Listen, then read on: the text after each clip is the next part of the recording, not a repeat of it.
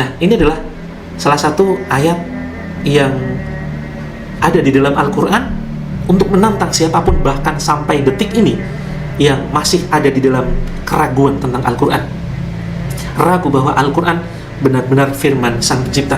Maka tantangan Allah jelas, buatlah satu surat yang semisal Al-Quran. Lalu, adakah yang menjawab tantangan ini? Ternyata ada.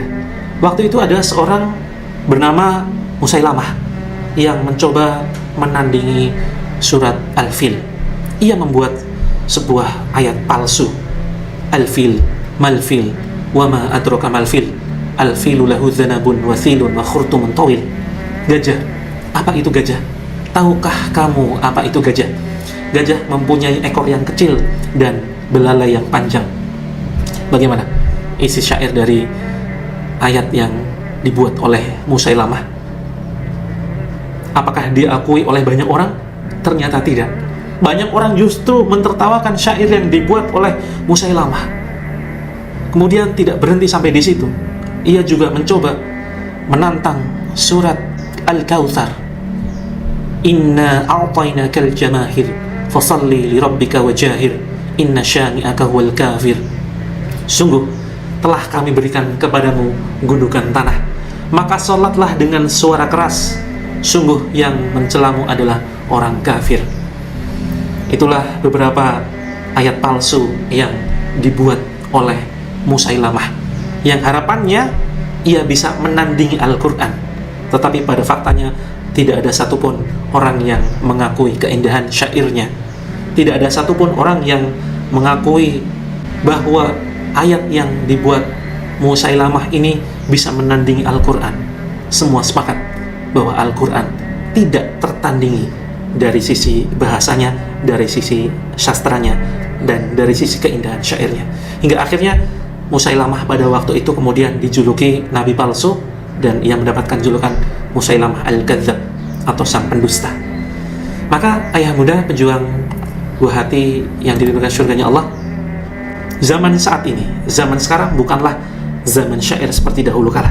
Zaman saat ini adalah zaman di mana ilmu dan pengetahuan teknologi modern berkembang begitu pesat. Yang menjadi pertanyaan, tentu Al-Quran harus lolos uji kelayakan jika dilihat dari sisi ilmu pengetahuan dan teknologi modern. Apakah Al-Quran lolos dan selaras dengan teknologi modern? Tentu saja. Banyak sekali para ilmuwan yang kemudian mendapatkan inspirasi ketika mereka membaca Al-Quran. Banyak keajaiban yang ditemukan di zaman modern ini. Banyak penelitian yang hanya bisa diteliti dengan menggunakan alat canggih, ternyata sudah lebih dulu dicantumkan di dalam Al-Quran 1400 tahun yang lalu. Di antaranya adalah ledakan raksasa atau yang kita kenal dengan istilah Big Bang. Hingga 100 tahun yang lalu, banyak orang meyakini bahwa alam semesta tidak memiliki pencipta. Lalu pada tahun 1927, muncullah teori Big Bang dari seorang astronom bernama George Lemaitre dari Belgia. Dia mengatakan bahwa dahulu kala, alam semesta dimulai hanya sebagai satu titik atom yang sangat kecil. Hal ini diperkuat presentasi Albert Einstein bahwa alam semesta adalah kekuatan yang mengembang tumbuh seperti balon. Fenomena ini ternyata telah disebutkan di dalam Al-Quran yang muncul 1400 tahun yang lalu sebelum terungkapnya teori Big Bang. Di dalam Al-Quran surat Al-Anbiya ayat 30. Dan apakah orang-orang kafir tidak mengetahui bahwa langit dan bumi keduanya dahulunya menyatu, kemudian kami pisahkan keduanya, dan dari air kami jadikan segala sesuatu yang hidup, maka mengapakah mereka tidak juga beriman? Kemudian penemuan yang berikutnya adalah tentang garis edar tata surya. Pada tahun 1609, seorang ilmuwan Jerman bernama Johannes Kepler juga mengungkapkan teorinya yang disebut astronomia nova. Dalam teorinya, planet-planet di tata surya tidak hanya berputar di garis edarnya, namun juga berputar pada porosnya. Ternyata hal ini sudah Allah sebutkan lebih dulu di dalam Al-Quran surat Al-Anbiya ayat 33. Dan dialah yang telah menciptakan malam dan siang, matahari dan bulan, masing-masing dari keduanya beredar di dalam garis edarnya. Kemudian, penemuan yang berikutnya adalah adanya api di dasar lautan. Pada pertengahan 1990, ada seorang ahli geologi asal Rusia, Anatol Zbakovic dan Yuri Bogdanov, seorang ilmuwan asal Amerika Serikat yang meneliti tentang kerak bumi dan patahannya di dasar laut. Para ilmuwan tersebut menyelam ke dasar laut dengan kapal selam khusus sedalam 1.750 km di lepas pantai Miami, dan mereka menemukan lava cair yang mengalir disertai abu vulkanik yang suhunya mencapai 231 derajat Celcius. Dan lagi-lagi, fakta ini sebenarnya telah disebutkan di dalam Al-Quran 1400 tahun yang lalu, di dalam Quran Surat At-Tur ayat 6. Dan demi laut yang di dalam tanahnya ada api. Kemudian ada fenomena unik yang ditemukan di Selat Gibraltar yang menghubungkan lautan Mediterania dan Samudra Atlantik belum lama ini, yaitu dua air laut yang tidak menyatu. Ketika dua lautan ini bertemu, tapi airnya mempertahankan sifat individunya masing-masing, seperti suhu, warna, dan kepadatan.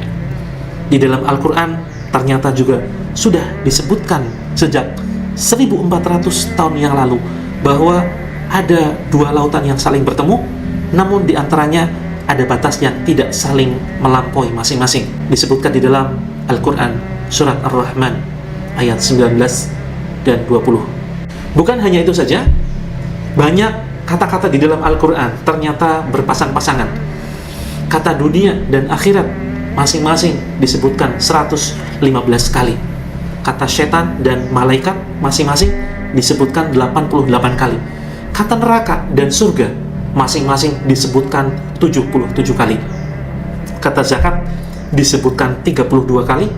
Demikian juga dengan kata berkah, juga disebutkan sebanyak 32 kali. Kata perempuan disebutkan 23 kali, sedangkan kata laki-laki juga disebutkan 23 kali. Yang artinya, jika dijumlahkan 23 ditambah 23, jumlahnya adalah 46. Dan tahukah ya Bunda, 46 ini adalah jumlah kromosom yang ada di dalam tubuh manusia, yang masing-masing 23 dari ayah dan 23 dari ibu. Ada keajaiban lain yang dicantumkan di dalam Al-Quran. Al-Quran memiliki rasio yang sebanding dengan fakta yang ada. Contohnya di dalam Al-Quran ada kata bahr yang artinya lautan, ternyata disebutkan 32 kali. Sedangkan kata al-bar yang berarti adalah daratan disebutkan 13 kali, yang jika dijumlahkan 32 ditambah 13 maka hasilnya menjadi 45, yang jika kita hitung secara persentase maka bagian untuk laut adalah 32 dibagi 45 atau sama dengan 71,11%. Sementara itu daratan memiliki bagian persentase sebesar 13 dibagi 45 atau 28,22%. Dan tahukah ayah bunda, perbandingan antara keduanya menunjukkan proporsi yang sebenarnya antara lautan dan daratan di bumi berdasarkan perhitungan sains modern. Maka ayah bunda pejuang masa depan buah hati, jika detik ini kita masih meragukan bahwa Al-Quran firman Sang Pencipta, maka bukti apa lagi yang ingin kita harapkan? Sementara banyak fenomena yang hari ini ditemukan dan hanya bisa diteliti dengan alat modern ternyata sudah lebih dulu dicantumkan di dalam Al-Quran, padahal Al-Quran sudah lebih dulu turun 1400 tahun yang lalu. Maka ayah bunda, jika detik ini kita semakin yakin bahwa Al-Quran tidak mungkin buatan manusia, mustahil karangan Muhammad, dan pasti adalah karya Sang Pencipta, maka kita bisa bertanya kepada Al-Quran, apa tujuan Sang Pencipta menciptakan diri kita? Ternyata ketika kita pelajari Al-Quran, kita berhasil menemukan jawaban atas sebuah pertanyaan, untuk apa kita diciptakan. Allah firmankan di dalam Al-Quran surat Az-Zariyat ayat 56, A'udzu billahi minasyaitonir rajim, wa ma khalaqtul jinna wal insa illa liya'budun. Dan tidaklah kuciptakan jin dan manusia, kata Allah, kecuali untuk beribadah kepadaku.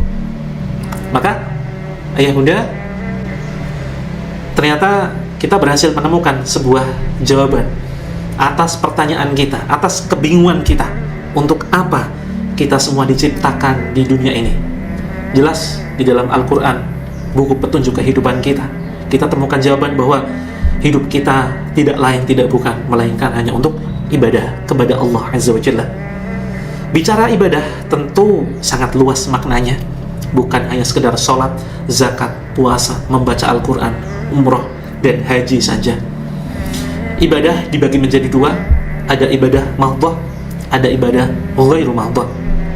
Ibadah mahdhah adalah ibadah yang memang ada dalilnya, diniatkan memang murni untuk ibadah, dan sudah Allah tentukan tata caranya melalui Rasulullah Sallallahu Alaihi Wasallam, antara lain tata cara sholat, zakat, puasa, umroh, haji, dan lain sebagainya.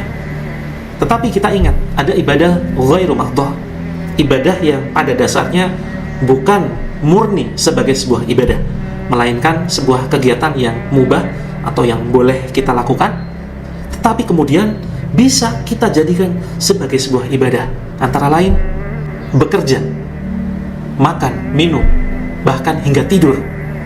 Ini semua pada dasarnya bukan merupakan sebuah bentuk ibadah.